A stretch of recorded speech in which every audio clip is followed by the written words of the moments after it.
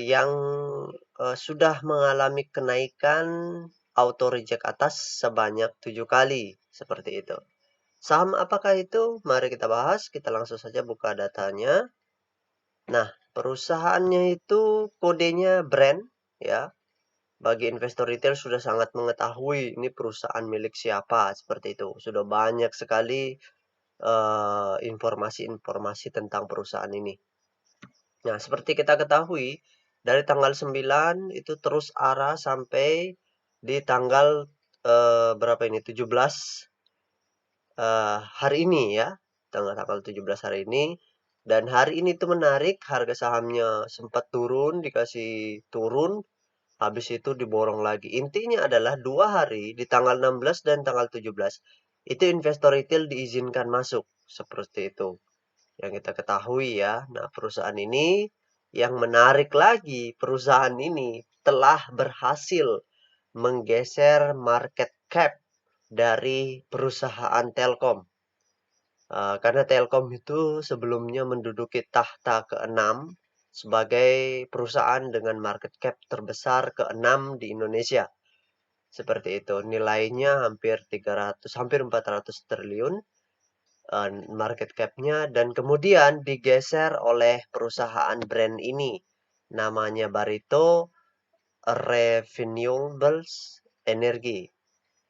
Seperti itu. Nah, perusahaan ini itu berhasil menggeser ranking dari Telkom sehingga perusahaan ini menjadi perusahaan dengan market cap ya, market kapitalisasi pasar terbesar ke-6 di Indonesia, seperti itu. Nah, siapa yang punya? Ya kita tahu. Prayogo Pangestu, grupnya Barito, seperti itu.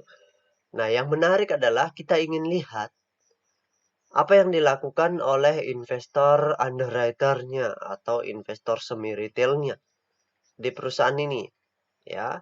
Seperti itu. Jadi kita ingin lihat apakah mereka keluar atau justru mereka sudah profit taking, seperti itu. Kita cek dulu ya datanya. Nah, untuk melihat itu kita lihat dulu data broker summary-nya. Oke, di sini kita ganti dulu kodenya brand. Kemudian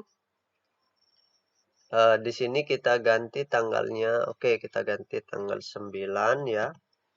Kemudian sampai dengan tanggal 17 seperti itu ya. Oke, kita show. Nah, seperti yang kita ketahui, perusahaan ini dari tanggal 9 sampai tanggal 13 ini, 17 ini, terus diakumulasi. Oleh siapa? Oleh investor retail. Ya, tapi tidak semuanya retail di sini. Di sini OD belinya 640.000 lot, kemudian NI, kemudian HP, seperti itu. Retail masuk, tetapi tidak semua retail. Kenapa? Karena ternyata OD dan BNI, OD dan NI ini sebagian yang beli adalah investor-investor institusi seperti itu.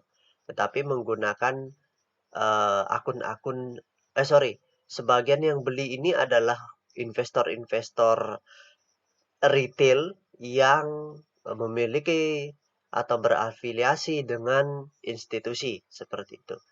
Dan kemudian yang keluar MG, kemudian ada PD juga. Nah, ini OD dan PD ini bukan pure retail ya, seperti itu. Jadi untuk yang transaksi di sini adalah orang-orang yang memiliki kekuatan, seperti itulah bahasanya yang mudah dipahami. Nah, ini kalau kita lihat dari tanggal 9 sampai dengan tanggal 17. Sekarang kita lihat 2 hari terakhir ini. Karena 2 hari terakhir inilah retail diizinkan masuk, seperti itu. Kita lihat apa yang terjadi dengan investor retailnya. Nah, kita lihat di tanggal 16 sampai di tanggal 17. Oke, kita show. Nah, di sini kelihatan retail seperti yang Pak Guru katakan di tanggal 16 dan tanggal 17 itu retail diizinkan masuk, dan di sini baru view retail yang transaksi di mana retail membeli sebanyak 154.000 lot. Ini bukan satu orang ya. Banyak retail di sini. Seperti itu. Di OD juga banyak retail yang transaksi. Sudah retail yang transaksi. Yang jual siapa? Yang jual semi retailnya. MG, KZ, XL, dan seterusnya. Seperti itu. Ya, tapi apakah perusahaan ini berbahaya? Belum tentu. Ya, ini dari data broker Samarinya. Makanya sekarang kita perhatikan data peta kepemilikannya.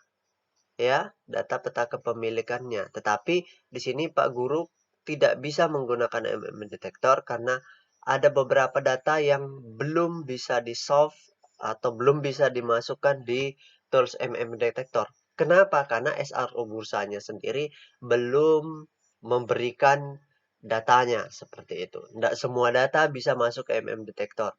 Karena belum ada, seperti itu, belum diupload, jadi belum bisa masuk. Maka dari itu, kita menggunakan data eh, kepemilikan 5% saja. Seperti itu ya. Oke, jadi intinya adalah untuk data DPS-nya belum didapat. Seperti itu, mungkin mudah lebih sederhananya. Untuk data DPS-nya belum diupload, belum kita dapatkan, sehingga yang kita gunakan adalah data pemegang 5%. Seperti itu. Ya, jadi intinya di sini retailnya masuk di 2 hari terakhir, tetapi selama dari tanggal 9 sampai tanggal 17 ini secara umum, secara keseluruhan, itu investor besarnya masih memegang barang cukup banyak seperti itu. Oke, kita langsung cek data kepemilikan di atas 5%. Nah, di sini Pak Guru sudah masuk ya. Nah, ini datanya ya. Jadi perusahaan brand ini itu dimiliki saham Scriptless-nya sudah dimiliki oleh Barito Pacific sendiri dengan Green Energy ya. Ini kita lihat Pak Guru geser dulu ya. Di sini mana ya? Ini pemiliknya yaitu PT Barito Pacific dengan Green Era Energy LTD. Ini perusahaan asing ya. Seperti itu, kita lihat di sini. Nah, di sini nampak kepemilikan mereka itu sangat besar, yaitu kalau digabungkan mereka ini sudah lebih 87,67%. Artinya mereka berdua ini, institusi berdua ini menguasai supply. Ya, 87. Artinya yang tersebar di publik itu sangat kecil sekali.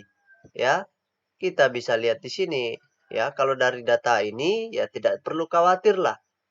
Walaupun di sini retail-retail sudah dibiarkan masuk, seperti itu sudah diizinkan masuk, tapi investor pemegang saham terbesarnya atau pengendalinya menguasai supply sebesar 87,67%. Dan di sini pun kita bisa lihat data broker Samarinya tadi. Di sini tidak semuanya investor retail. Jadi retail sangat kecil di perusahaan ini, ya, sehingga harga sahamnya bisa arah berjilid-jilid. Ini arahnya sudah 7 kali, seperti itu. 7 kali arah dan berhasil menggeser market cap dari perusahaan yang terbesar yang kita kenal, yaitu Telkom Indonesia. Ini luar biasa ini, ya. Padahal perusahaan ini apakah dikatakan untung? Belum tentu, ya. Kalau kita lihat laporan keuangannya belum tentu untungnya sebesar Telkom. Tapi karena investor pengendalinya eh, orang yang mengerti bursa saham, sehingga dia tidak peduli dengan fundamental. I don't care fundamental. Yang penting aku markup seperti itu. Mau perusahaanku untung, mau tidak, yang penting di markup saja. Ya tinggal borong kanan harganya arah. Jadi jangan lagi ada pertanyaan kok perusahaannya rugi atau perusahaannya untung sedikit, nggak sebesar Telkom untungnya, dividen apa bukan dividen, keuntungan penjualannya, tetapi kenapa harga sahamnya bisa arah berjilid-jilid mengalahkan Telkom? Jawabannya karena itu kemauan dari investor besarnya. Sesederhana itu. Oke, semoga membantu. Sekali lagi, bagi rekan-rekan yang mau bergabung di grup channel Telegram Pak Guru, silahkan masuk ke channel Telegram ya. Klik linknya ada di kolom deskripsi. Video ini bersifat edukasi, bukan rekomendasi beli. Ya, Walaupun Pak Guru bilang ini bagus, ini masih, dikuasai oleh investor besarnya, bukan berarti Pak Guru mengajak rekan-rekan untuk masuk ke perusahaan ini, tidak ya, seperti itu. Bukan juga menyuruh untuk jual, tidak juga. Jadi keputusan ada di tangan rekan-rekan investor masing-masing, seperti itu. Dan untuk yang merasa video ini bermanfaat, silahkan share ke grup sosial medianya supaya lebih banyak retail yang teredukasi. Terima kasih.